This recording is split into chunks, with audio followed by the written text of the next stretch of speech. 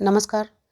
Alka अभिजीता Shukla channel में आप सभी का बहुत बहुत स्वागत है। सद्भावना और कलेश, जी हाँ, आज का हमारा टॉपिक यही है, सद्भावना और कलेश, इनका अंतर और असर। आज हम इसी टॉपिक पे बात करेंगे। ऐसा नहीं है कि इनका अंतर किसी को पता नहीं है, लेकिन आज की हमारी ज़िंदगी इतनी भागदौड़ की हो गई है, इतनी बिजी लाइफ है सबकी, कि बहुत सारी चीज़ों को हम सामने देखते हुए, उनको जानते हुए, यहाँ तक कि महसूस करते हुए भी इग्नोर करते रहते हैं आगे बढ़ने की होड़ में। लेकिन वहीं पर हम कभी कभी ये भूल जाते हैं कि जिन चीज़ों को हम इग्नोर कर रहे हैं, कहीं ना कहीं वही चीज़ें हमारे मार्ग को बाधित कर रही होती हैं, रोक रही होती हैं और हमारे सामने वो अड़चन बन रही होती हैं। तो क्या फ़र्क होता है सद्भावना और कलेश में, और इनका क्या असर होता है हमारे जीवन में? तो सबसे पहले हम बात कर लेते हैं सद्भावना की।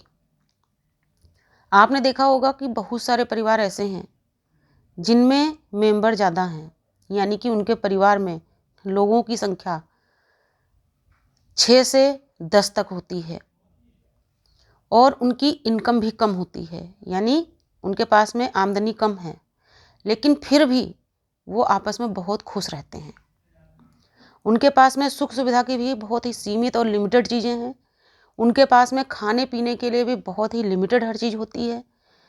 ज़रूरी नहीं है कि यदि उन्होंने खाना खाया है तो वो ऊपरी चीज़ें भी बहुत खाएंगे, नाश्ते के लिए वो कोई स्पेशल लाएंगे।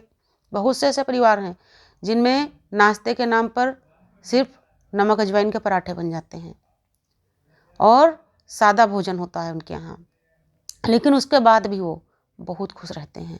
जबकि ना तो उनमें से हर किसी की पॉकेट में पैसा भरा रहता है, नहीं बाहर उड़ाने के लिए उनके पास पैसा होता है और नहीं स्पेशल मौज मस्ती के लिए उनके पास पैसा होता है, लेकिन फिर भी वो आपस में खुश हैं क्योंकि वो आपस में सहयोग से रहते हैं।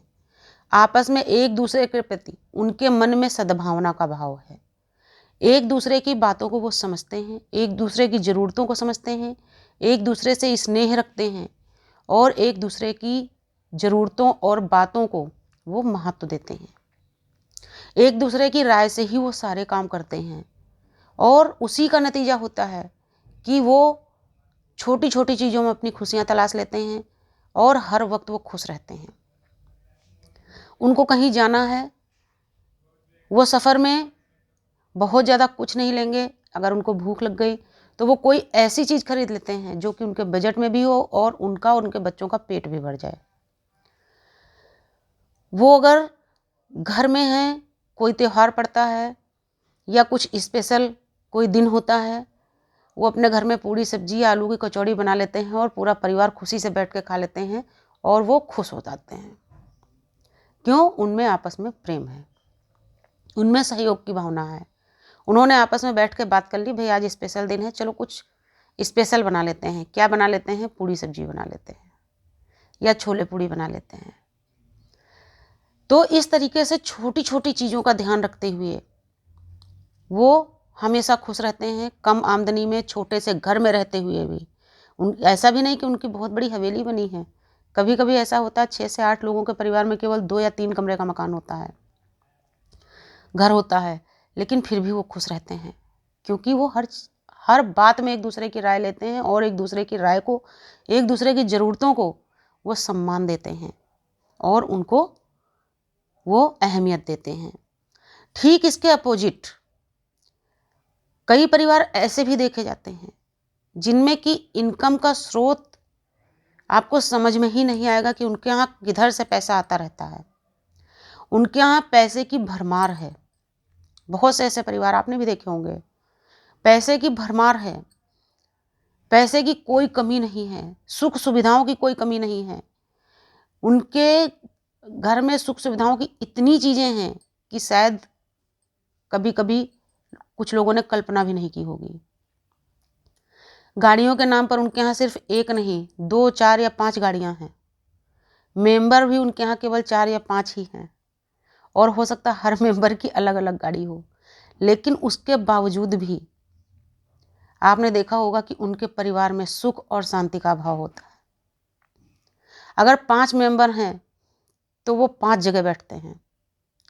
कभी भी एक साथ उनको बैठ करके आप भोजन करते हुए नहीं देखेंगे। एक साथ बैठ करके आप गपशप करते हुए नहीं देखेंगे। एक साथ बैठ करके आप उनको कभी भी बात करते हुए नहीं देखेंगे। कारण आपसी कलेश। और कलेश होता क्यों है? अधिक पैसे में भी कलेश होता है। बहुत बार लोग ये सोचते हैं कि पैसे की कमी में कलेश होता है, लेकिन सिर्फ कमी में ही नहीं, बहुत अधिक पैसे में भी कलेश होता है। क्योंकि हर इंसान पैसा कमाने की होड़ में लगा रहता है। हर इंसान पैसे के पीछे भाग रहा होता है। एक दूसरे के लिए उनके पास समय ही नहीं है। और खास करके ऐसे ही परिवारों के बच्चे भी बहुत ही चिड़चिड़े और गलत प्रवृत्ति के हो जाते हैं, क्योंकि माता पिता कभी भी बच्चों को समय ही नहीं दे पाते। बच्चे जब छोटे हैं उस समय उनको साथ और सहयोग की ज़रूरत होती है, आपके स्नेह की ज़रूरत होती है, आपके सद्भावना की ज़रूरत होती है। एक छोटा बच्चा जब रोता है उसको आप कितनी भी चीज़ें देने की कोशिश कर लीजिए, चॉकलेट दीजिए, आप बिस्किट दीजिए, वो हर चीज़ को झटक देगा, फेंक देगा। लेकिन यदि आप उसको स्नेह से अपने गले से लगा लेते हैं, अपने सीने से चिपका लेते हैं, वो बच्चा तुरंत चुप हो जाता है। क्यों? वो भी स्नेह को समझता है, आपके भाव को समझता है। जैसे ही आप एक छोटे से बच्चे को अपने आलिंगन में लेते हैं, अपने आप से चिपकाते हैं, वो कुछ ही पलों में एकदम शांत हो जाता है और फिर जब आप उसको पुचकारते हैं वो मुस्कुरा देता है। कारण वो भी आपके स्नेह के भाव को समझता है।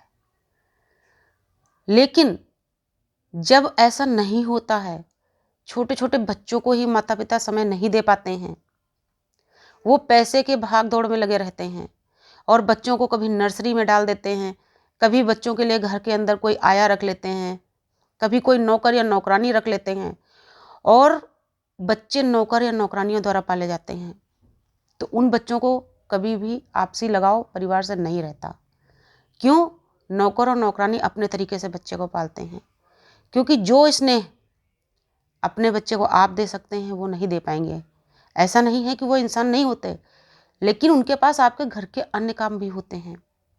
और कई बार ऐसा भी होता है कि कुछ नौकर या नौकरानी बच्चों को इतना अधिक स्नेह देते हैं कि वो बच्चे सिर्फ उनको ही अपनी माँ या अपना पिता समझने लगते हैं और उनका जो भी स्नेह होता है बच्चे का, वो सारा उन्हीं के प्रति रह जाता है। आपसे वो हमेशा के लिए दूर हो जाते हैं, क्योंकि आप उनको कभी समय दे ही नहीं पाए, आप कभी उनके साथ बैठ ही नहीं पाए। नतीजा ये होता है वही बच्चे जब थोड़े से बड़े होते हैं फिर वो आपकी कोई राय, कोई सलाह मानने से इनकार कर देते हैं, मानते ही नहीं हैं। तब आप दुखी होते हैं कि हमारा बच्चा हमारी बात नहीं सुनता। लेकिन जरा आप ध्यान दीजिए, जिस समय उसको आपकी राय की ज़रूरत थी, आपकी सलाह की ज़रूरत थी, क्या आप उसको समय दे पाए? और अगर नहीं दे पाए तो गलत आप हैं। इसी तरीके से जब वो बच्चे बड़े हो जाते हैं, आपके 2 बच्चे हों या 3 हों या 4 हों, फिर क्या होता है, वो अपनी मनमानी करते हैं, अपनी मर्जी से कार्य करते हैं, या जिन्होंने उनको पाला है वो उनसे पूछ लेते हैं किसी भी बात के लिए। अगर उनको दिक्कत महसूस हुई वो उनसे पूछते, पर आपसे नहीं पूछते हैं। तो इस वजह से आपसी सद्भावना और स्नेह बहुत ज़्यादा ज़रूरी है। एक एग्जाम्पल था, आप सभी ने देखा होगा और महसूस भी किया होगा। यदि आप अपने घर में बच्चों को समय नहीं दे पाते, वो बच्चे चिड़चिड़े हो जाते हैं।